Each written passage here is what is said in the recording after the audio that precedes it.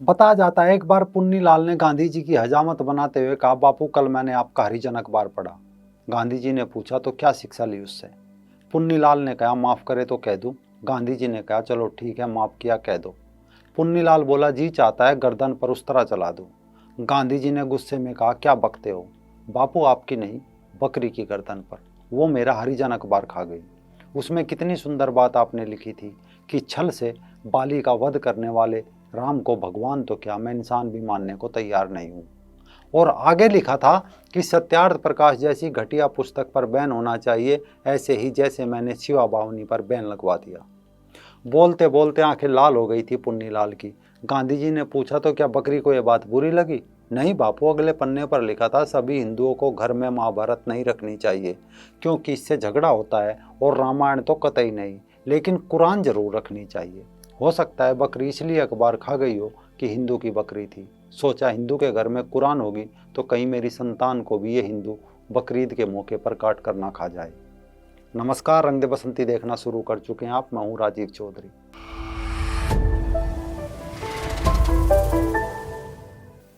अंधकार के शहर लंदन से होते हुए मोहनदास करमचंद गांधी ने 9 जनवरी 1915 को हिंदुस्तान की सरजमी पर कदम रखा तो अपोलो बंदरगाह पर एक भीड़ उनके स्वागत के लिए खड़ी थी। गांधी जी ने यहीं से घोषणा कर दी कि वो अपना शेष जीवन वो भारत की समस्याओं को सुलझाने में पूरा करेंगे। अब कितनी सुलझाई वो तो सारा देश जानता है, लेकिन 30 जनवरी 1948 को करमचंद गांधी से महात्मा गांधी बने इस कथित महापुरुष की हत्या कर नथुराम गोडसे जी ने इस चर्चा पर जरूर विराम लगा दिया कि यह महापुरुष राष्ट्र के लिए बापू था या सामाजिक संकट। खैर, इसके लिए हम आभारी है दया शुक्ल सागर जी के, जिन्होंने महात्मा गांधी ब्रह्मचर्य के प्रयोग पर लगातार करीब 10 वर्षों की मेहनत के बाद उनका सच एक किताब के रूप में समाज के सामने लाने का साहस किया और गांधी जी के जीवन से जुड़ी सभी चर्चाओं को पुनः आगे बढ़ाया। ये उस दौर की बात है जब हिंदुस्तान की आज़ादी का इतिहास एक रोमांचक मोड़ पर था। अंग्रेजी हुकूमत समझ चुकी थी कि हिंदुस्तानियों को आज़ाद मुल्क देने के अलावा दूसरा कोई चारा नहीं बचा। ब्रितानिया हाउस ऑफ कॉमन्स की कैबिनेट के 3 नेताओं को भारत एक खास मिशन पर भेजा गया। मिशन का मकसद था यहाँ हिंदू और मुस्लिम राजनेताओं के बीच पैदा हुए गतिरोध को ख़त्म करना। मिशन के सूत्रधार थे लॉरेंस, क्रिप्स और अलेक्जेंडर। 23 मार्च 1946 को ये लोग कराची हवाई अड्डे पर उतरे। अगले दिन दिल्ली आए। तीनों ने कांग्रेस व अन्य मुस्लिम दलों के करीब 472 नेताओं के साथ कोई 182 बैठकें की। संविधान सभा के चुनाव और एक राष्ट्रीय सरकार के गठन का प्रस्ताव तैयार हुआ, लेकिन बात नहीं बनी। नाराज मुस्लिम लीग ने इसका विरोध किया। जिन्ना ने 16 अगस्त 1946 को सीधी कार्रवाई का ऐलान कर दिया, जिसे डायरेक्ट एक्शन डे कहा जाता है। लीग ने इसे डायरेक्ट एक्शन और इस पूरी कहानी को सांप्रदायिक रंग दे दिया। एक्शन कमेटी का मुसलमानों के लिए जो मजमून छपा वो दहला देने वाला था। इसमें मुसलमानों को याद दिला गया कि रमज़ान के महीने में ही अरब के 313 मुसलमानों ने इस्लाम और कुफ्र की पहली जंग लड़ी थी। जिहाद के इस ऐलान में कहा गया कि 10 करोड़ हिंदुस्तानी मुसलमान जो बदकिस्मती से हिंदू और अंग्रेज के गुलाम हो गए, रमज़ान के इसी महीने में जिहाद शुरू करेंगे। मुस्लिम लीग की एक पत्रिका में हाथ में नंगी तलवार लिए जिन्ना की तस्वीर तक छापी गई, जिसमें लिखा था, हम मुसलमान के पास ताज रहा है और हमने हुकूमत की है, सब तैयार हो जाओ और अपनी तलवार संभाल लो, ए काफिर तुम्हारी क़यामत दूर नहीं और कत्लेआम आने वाला है। लीग ने जो लिखा था वही हुआ और कत्लेआम की वह खौफनाक घड़ी आ गई। 16 अगस्त और उसके बाद के 4 दिन और 4 रातें कलकत्ते के इतिहास की कालिक बन गई। हजारों हिंदू मुसलमान मारपीट, खून खराबा, आगजनी, छुरेबाजी से मौत के घाट उतार दिए गए और सैकड़ों लड़कियों और औरतों के साथ निर्मम ढंग से बलात्कार किया।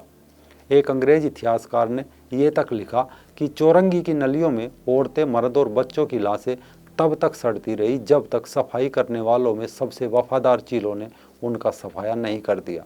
मुसलमानों द्वारा मचाए गए कलकत्ते के इस कत्लेआम का बदला हिंदुओं ने बिहार में लिया। मुसलमान घर से निकाल कर काट डाले गए। कलकत्ता की घटना पर मोहन बापू की हिंदुओं की सामूहिक हिंसा अहिंसा के पुजारी का सिर झुकाने के लिए काफ़ी थी।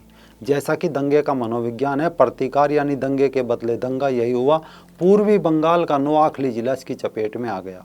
नोआखली का दंगा कांग्रेस और लीग की कल्पनाओं से कहीं ज़्यादा दिल दहला देने वाला था। यहाँ के 80% मुसलमान थे और बाकी ईसाई, बौद्ध, हिंदू आदि। कहते हैं जितने मुल्ला और मौलाना यहाँ थे उतने तो पूरे हिंदुस्तान में कहीं नहीं थे।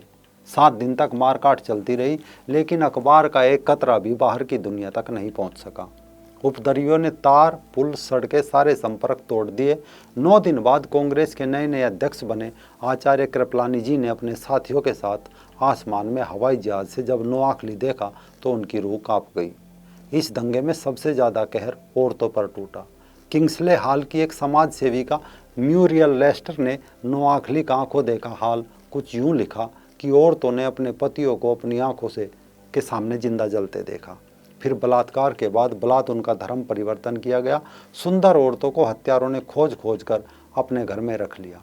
म्यूरियल लेस्टर ने लिखा कि जब मैं हिंदू औरतों को देखती तो मुझे जिंदा बुत जैसी दिखाई देती। इसके बाद म्यूरियल लेस्टर ने एक पत्र गांधी जी को भी लिखा। गांधी जी ने तब फैसला कर लिया कि अब उनका अगला मिशन नोआखली होगा, लेकिन वहाँ गए नहीं। इससे गुस्साए लोग जमा हुए और गांधी जी को शर्मिंदा करने के लिए 24 अक्टूबर 1940 की शाम को जब गांधी जी दिल्ली में एक प्रार्थना सभा में शामिल हुए तो उन्होंने गांधी मुर्दाबाद तक के नारे लगाए और कहा, हिंदू मारे जा रहे हैं और हमारे घर जल रहे हैं और तुम प्रार्थना कर रहे हो। इससे शर्मिंदा हुए गांधी ने 27 अक्टूबर की शाम को घोषणा की कि मैं कल सुबह नोआखली के लिए कलकत्ता रवाना हो रहा हूँ। तब गांधी जी के कोरे दिमाग में क्या था यह कोई नहीं जानता था, सिवाय उस ईश्वर के जिसने गांधी जी के लिए खास तरह की यज्ञ की वेदी पहले से ही नोआखली में तैयार कर दी थी। मुसलमानों को गांधी जी का यूँ नोआखली आना पसंद नहीं आया। गांधी जी कलकत्ता पहुंच चुके थे, बकरीद सिर पर थी। इस दिन कलकत्ता के अधिकांश मुसलमान बकरी नहीं गाय की कुर्बानी देते थे।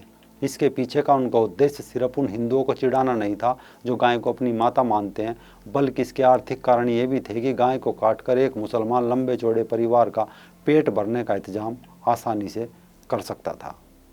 गांधी जी जब कलकत्ता में थे तो बंगाल के मुख्यमंत्री शहीद सुहरावर्दी ने चालाकी से निवेदन करके उन्हें कलकत्ता में रोक लिया ताकि नोआखली में जबरन हिंदू से मुसलमान बनाए गए लोगों से बकरीद के मौके पर गोकशी कराई जा सके, उन्हें गोमांस खाने को मजबूर किया जा सके।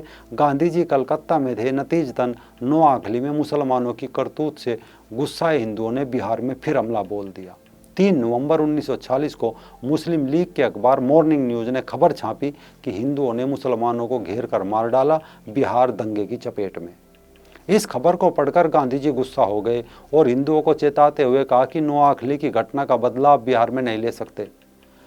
तब तक नोआखली से लाशें हटा दी गई थी। इसके बाद मुख्यमंत्री सुहरावर्दी ने नोआखली जाने के लिए खास ट्रेन का इंतजाम किया। बंगाल के श्रम मंत्री और 2 सचिव साथ गए। मुख्यमंत्री और नसरुल्ला खां की 2 जवान लड़कियां भी गांधी जी के साथ जाना चाहती थी, लेकिन सुहरावर्दी ने कहा गांधी जी के साथ 2 बेपर्दा मुसलमान लड़कियों के जाने का मतलब नोआखली के मुल्ला फिर भड़क उठेंगे। नोआखली पहुंचते ही गांधी जी का जादू शुरू हो गया। रास्ते में मिलने आए मुस्लिम नेताओं से गांधी जी ने कहा कि वो अपील करे कि ज़बरदस्ती कलमा पढ़वाने से कोई मुसलमान नहीं हो जाता। इसके बाद गांधी जी पुलिस सुपरिंटेंडेंट अब्दुल्ला से मिले। उन्होंने भरोसा दिलाया कि अब नोआखली में ऐसा नहीं होगा। गांधी जी मुस्कुराकर बोले, आप आश्वासन देते हैं तो मान लेता हूँ, मेरा अपना काम पूरा हो गया, लेकिन अगर फिर वही पुराना किस्सा दोहराया गया तो मैं आपके दरवाजे पर आत्महत्या करूँगा। सब हंसने लगे और अहिंसा का पुजारी हंसते हंसते वापस कलकत्ता लौट आया। बताया जाता है अगर गांधी जी सही समय पर नोआखली पहुंच गए होते तो हजारों महिलाओं को मुल्लाओं की कैद से छुड़ा जा सकता था, पर ऐसा नहीं हुआ और अहिंसा के कथित पुजारी देखते देखते महात्मा बन गया।